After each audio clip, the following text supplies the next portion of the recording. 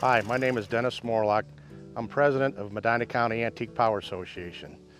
We're here today at Paul Kovalich's farm. He's going to show us around on some pieces here. But first I'd like to tell you a little bit about Medina Antique Power Association. We were formed in 1976, started then. We enjoy preserving and restoring and educating people and the general public about various antique power equipment and things like that we take pride in and enjoy finding it and restoring it and sharing it with other people. And we have over 100 members. We meet once a month, and we put on an annual show. This year we're going to be featuring Case tractors and equipment and Ohio-built tractors and equipment, and we host our annual show at the Medina County Fairgrounds this year, as we generally always do. This year, along with our show, we're going to be having a parade on Thursday evening. It'll start at 6:30 in front of the grandstands. You'll be able to, after the parade, you'll be able to go out and walk around and check the equipment out. And then on Friday and Saturday, we'll have our show there at the fairgrounds, and you can check out our power equipment. The show will go from 9 a.m. to 7 p.m. And you're welcome to come check out our show, check out the antique power equipment, and you'll see some of this equipment that we're going to show you today will possibly be there, and there'll be other equipment along with this stuff on display for your view and enjoyment. So if you're not doing anything, you're not busy, come out and join us. We'd love to have you at our show and enjoy the day. So we're here today at Paul Kovalich's farm, and it's located just outside of Lodi, between Lodi and West Salem area. And Paul and his family enjoys collecting and restoring a lot of antique power equipment. And today he's going to show us his 4-H harvester here, his nice New Holland 880 4-H harvester he's collected. And we're going to let him talk to you a little bit about it and go from there. I'm Paul Kovalich, and we've had this machine probably good 15 years, if not longer. It came out of down in by Loudonville, and it was on a pretty good sized farm, and the fellow was getting away from chopping. He was having hired it done. But when you had a machine this size, you probably were a pretty good sized farm. Most of them were the pull types. And I do have to correct you, it says 880 on there, but that was the pull type model, and they changed that spout on there, and then it was the same as the pull type. And so the number, it's really an 1880. That was the self-propelled model. It's got a 391 Ford V8 engine, 190 horse. They had two other options, a Detroit and a Cat diesels that they had on them. But anyway, I kind of like the self-propelled stuff, especially the older ones. And it's quite the machine when you get to operating it. It's really kind of unique. And worst thing probably is you're sitting right there and eating the dust that comes up from the head. But back then they didn't know any different until they started getting the cabs and so on. So anyway, that's kind of what's going on around here. So Paul, who do we have up here sitting in the driver's seat up here? Can you introduce him? This is my grandson, Colt McConaughey. His dad is quite my mechanic. He's a Cloverleaf School's bus mechanic, so he's well into the mechanic part. So he keeps my stuff running for us and gets it started when it don't run. He got this one going for us. It's set for quite a few years in the shed, and so it took a few things to do to get her going, but it runs real well. Well, we thank you for allowing us to come here and invade your farm today and show us around. And sure. We're here at Tom Indu's farm today here. He's a third-generation dairy farmer. We're going to let him show around. He's got some nice old pieces of farm equipment here, and let him talk about them and show you around and let him tell you a little bit about his farming operation here. Yeah, we farm about 700 acres here on a home farm. We milk about 80 headed Holstein and brown Swiss and Jersey cows. We raise corn, soybeans, hay, and wheat. And I sort of a hobby, I collect some of the old equipment, and we're still farming with some of it. But This is a piece I found down in southern Ohio. It came out of Nebraska. It's a 560 diesel Farmall with a 234 corn picker on it, which is a little newer than the tractor, but the picker, it was supposed to have been a fast attach to hook a corn picker or put a sheller unit on it. I got two sheller unit attachments for it, but the sale back then was to sell this machine because it was easy to take on and off of a tractor. And but this is a wide row corn picker, 38-inch, 40-inch row. We're all 30-inch rows, so if we want to pick, we just do one row at a time if we want to play around picking corn, but we shell corn anymore with the combine now. And that's another piece back there, a little combine. It's 56, I think it is. I got two of them. One has a motor on it, and the other barn has a cub motor on it. This one is a PTO version with a canvas pickup on it. I picked it up at a sale, didn't let the scrappers have it, so I store it here in the barn. I think the grain bin on it holds as much as our unloading auger on our new combine.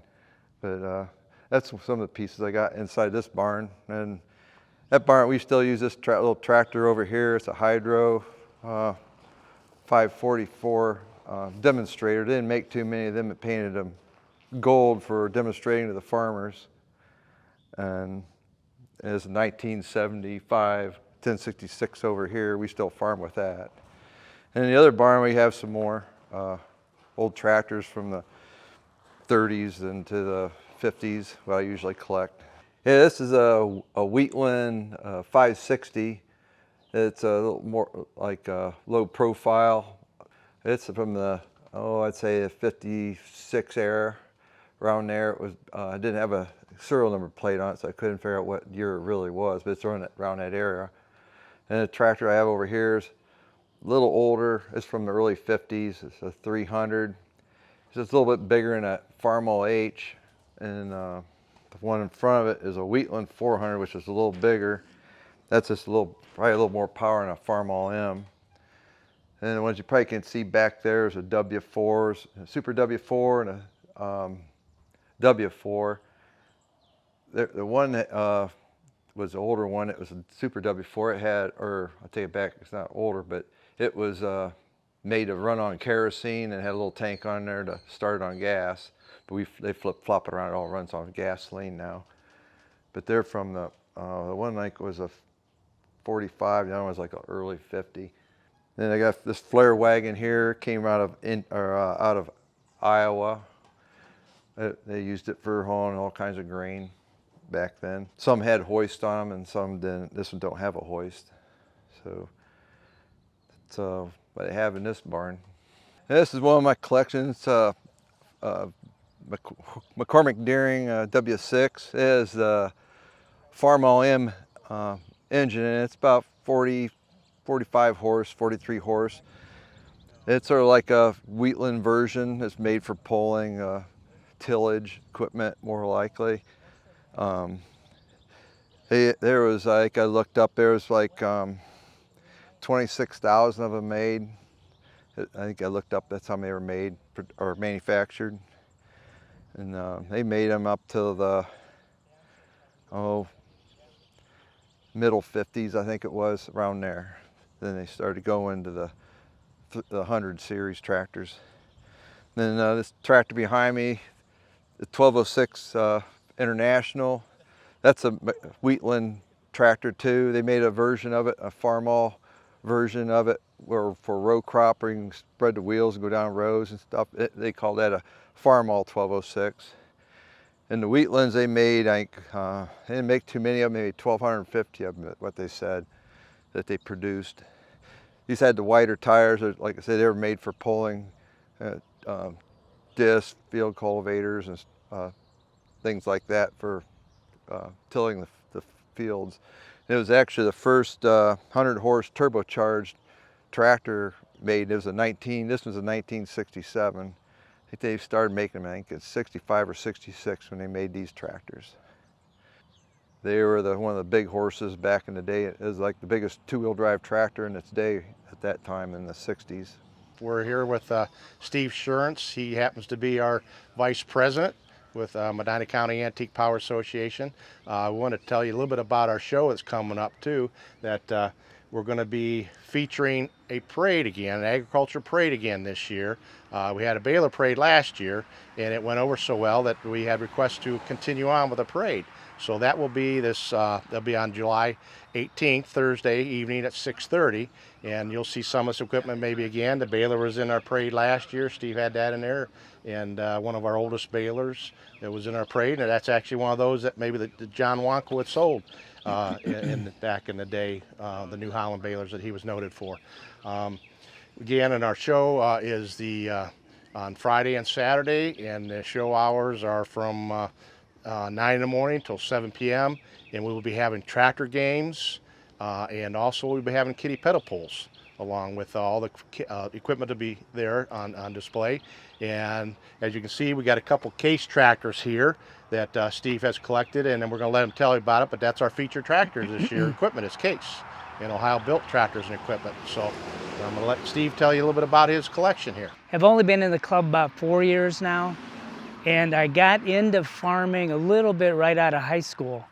And a cousin and I farmed, and he had Case equipment. His dad actually, I believe, started a small Case machinery dealership in Medina, just south of Medina, between Medina and Seville.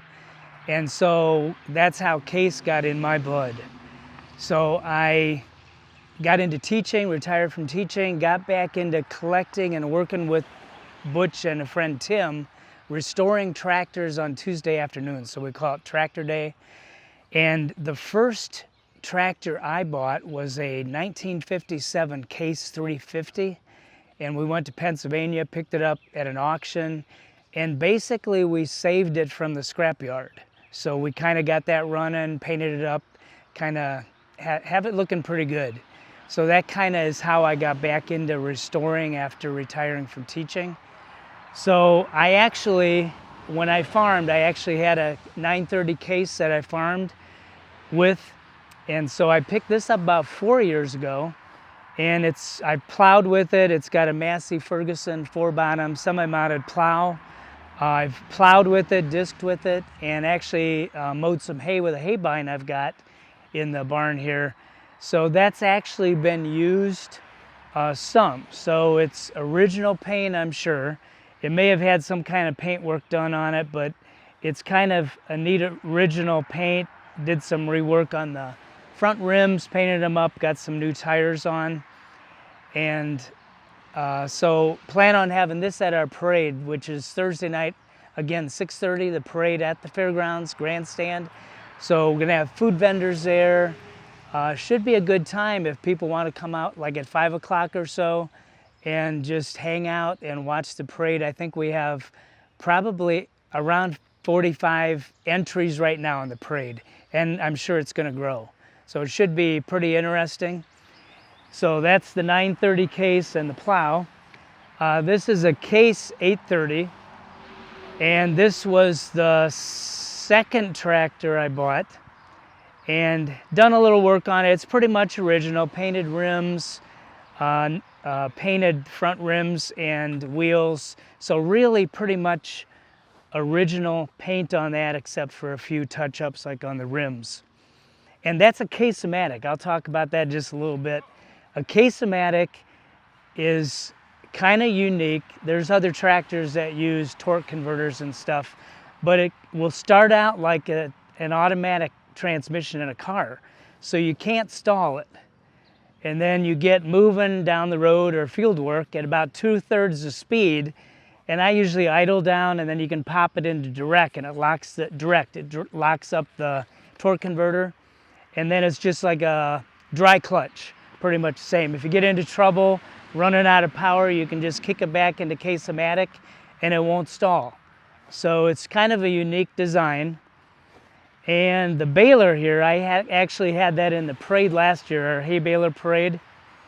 And it was purchased in 1956 by the Stoll family here in Seville. I bought it from him at his auction when they sold their farm equipment. So it's done some baling, not much. It's kind of just a kind of a showpiece right now. So it's a Super 66 twine tie baler. So pretty unique. We're quite a few around, and this would actually work again with a little bit of care, baling. J.I. Case is the company, J.I. Case, and the fella's name is Jerome Increase Case. And I wrote that down because it's a very unusual name.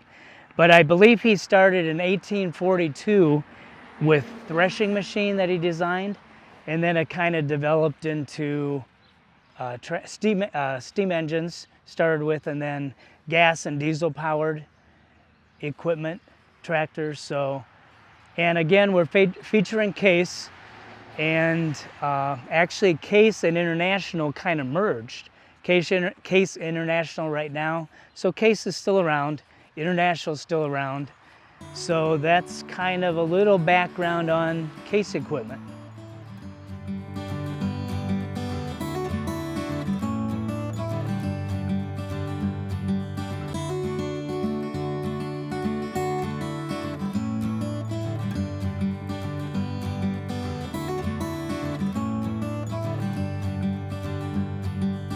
Here we are at Butch Kuiper's. He's another one of our members that likes Case tractors, collects them and fixes them, repairs them. And we're going to let you meet Butch here, and he'll let you talk to you about some of his equipment. Well, I grew up with Case tractors, and we had Case tractors on the farm since I was a preschooler, and learned to drive at I think 5 years old. And but eventually my dad had a Case franchise for a while, and then after that I worked for a Case dealer and eventually a company-owned store for a while. So I've been around Case all my life, and I'm kind of partial to Case, and that's what I collect. But this stone here, my boss gave me that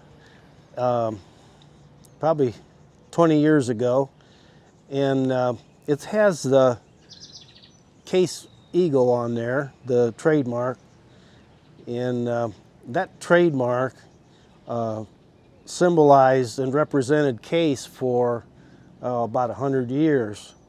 It came about by an eagle that it was a regiment of the Civil War that had that eagle for their mascot. And then Case eventually adopted that. The original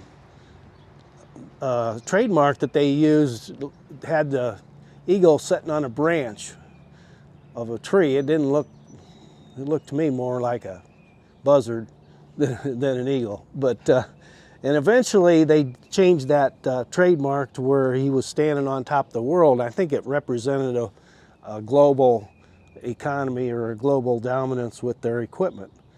And so in 1970, they didn't like that animal as a trademark anymore, and they decided they had to have something a little more modern.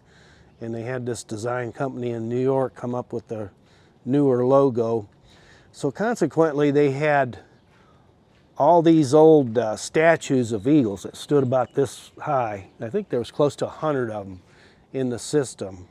And so they offered a raffle to all the company employees, and a co-worker of mine won one.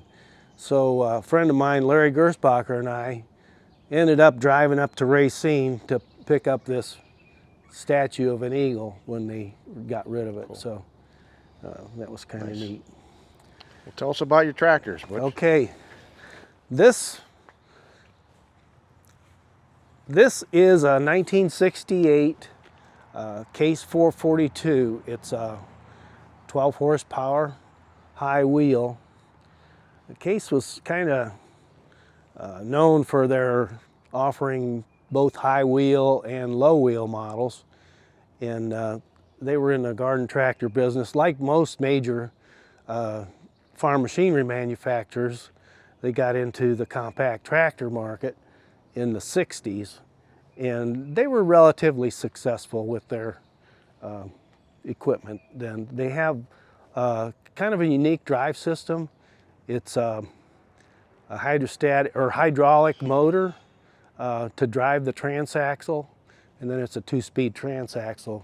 So tractors were built with a big, pretty good hydraulic system on them, and they could run tillers and log splitters, a lot of other equipment off that hydraulic system. So it was a little bit unique that way. So I got this one when I was just out of high school, and it was just a couple years old when I got it, and I've had it ever since. And of course we use it. It's got a 3-point hitch, Category O 3-point hitch on it, and we've restored it one time, and it gets kind of abused, so it's not looking the best right now. So, and this tractor here is a 1947 Case SC. There was a lot of these tractors sold in Medina County, and just as the transition from horses to tractors, this was kind of Case's entry into the one team. He kind of got rid of a team of horses and bought this size tractor. And so there was a lot of these around. They're not really powerful enough now to do much farm work. The original ones didn't have hydraulics or live PTO on them, but they eventually incorporated that into the design so you could get them with those features. But a lot of them were sold as just tractors to use for drawbar work.